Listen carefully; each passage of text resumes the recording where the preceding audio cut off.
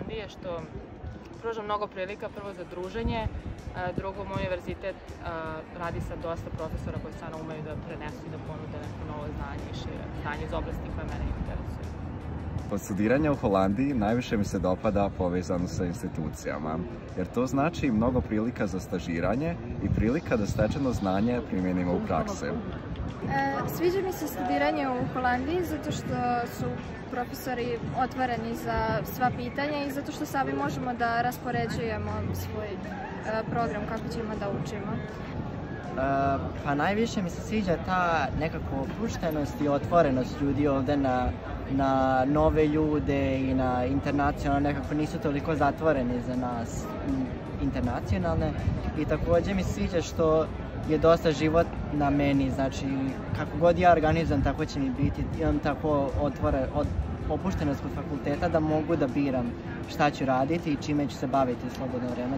U početku kad sam stigao ja sam se malo uplašio, iskreno mi je sve bilo strano, ali sam posle shvatio da posle nedelju 2 dana sam posle odmah shvatio da ovdje u Holandiji stvarno postoje razne vrste ljudi sa svih strana sveta i da može svako da nađe nekog sebi ko mu prija.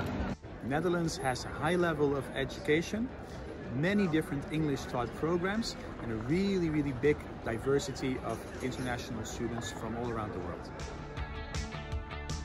Zašto baš Utrecht univerzitet? Pa zato što mi se prosto sviđa program koji mi nude i kvalitet školovanja ovde. I ja mislim da na mom sferu finansijskom menadžmentu stvarno su stručnjaci predaju i mislim da je jako perspektivan. I univerzitet ima dobru saradnju sa privredom. Utrecht univerzitet nudi ono najpribližnije onome što ja želim, a to je Strategic Human Resource Management, koji nudi širok spektar znanja, ne samo fokusiran na jednu oblast i zato sam se odlučila da dođem ovde da studiram. To nije samo univerzitet, već riznica znanja, prilika i mogućnosti da se kao mlade osobe usavršimo kroz programe koji nam pružaju najbolje što mogu. Ja studiram na Utrecht univerzitetu razvoj lekova. To je kao više farmacija, ali više istraživački okrenuto, tako da mi dosta se bavimo u laboratoriji, dosta vremena provodimo baš u praksi, tako da mi se sviđa to što nisam proveo puno vremena učeći kao što studenti kod nas na farmaciji provode, nego sam odmah krenuo i odmah smo počeli tako da učimo radeći i bivajući u laboratoriji. When you study at Utrecht University, you're going to experience a lot of mix between practical and theoretical work done together on a proper academic research university. And I think that makes Utrecht really great.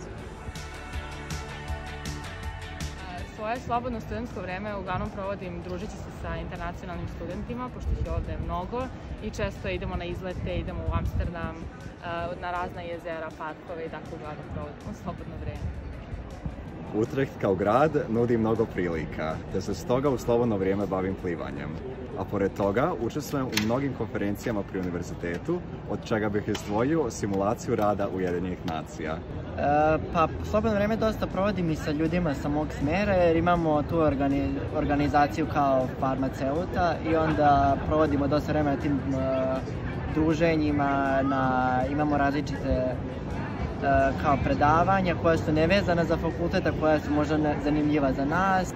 Utrecht univerzitet nudi razne studentske organizacije za svaki program, tako da sam se ja učlanila tamo i član sam raznih komiteta. Što se slobodnog vremena tiče, nema ga toliko mnogo, pošto je univerzitet zahtevan, ali sam se uklopio u taj holandski stil života, da kažem. Ljudi se druže po parkovima, odlaze u prirodu na šetnju i ponesu pokrivač neki, samo idu na piknik i uživaju u tome. I ja mislim, meni to prija, ali volim naravno da izađem i što ovaj grad upravo i dozvoljava, pošto je sve blizu, sve je otvoreno i ima mnogo različitih mesta gde može čovjek da se provede. Izazov mi je bio da se prilagodim samostalnom životu i takođe da se prilagodim novom sistemu učenja.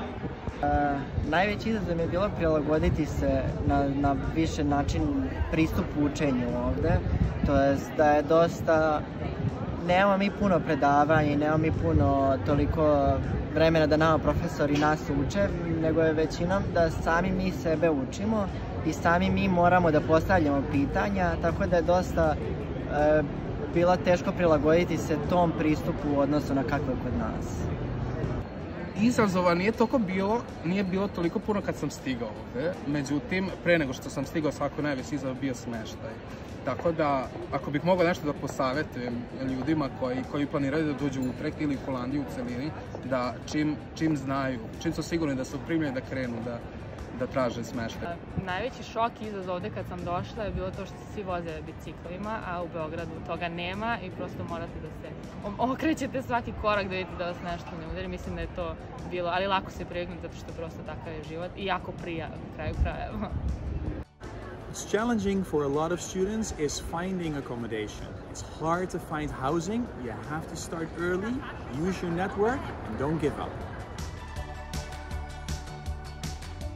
Savet za buduće studente svima bih preporučila da odu i studiraju u inostranstvu, zato što stvarno mislim da nudi neko iskustvo koje ne može da se zameni i može se doživjeti samo jednom u životu.